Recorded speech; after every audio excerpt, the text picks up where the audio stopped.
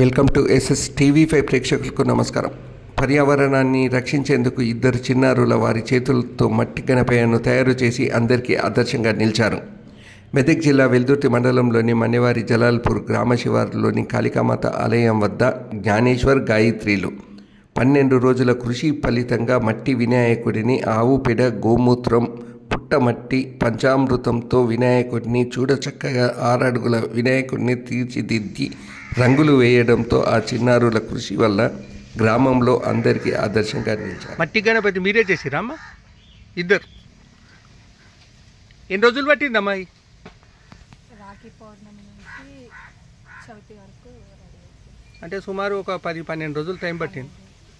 ఏమేమి పెట్టిరు అసలు? మట్టేనా ఇంకేమన్నా? పుట్టమట్టి, ఆవు పేడ, గోమూత్రము, పంచామృతాలు. వీటితోటి ఎవరు? ఇద్దరు. తమ్ముడు. తమ్ముడు మీరు ఇద్దరు కృషి.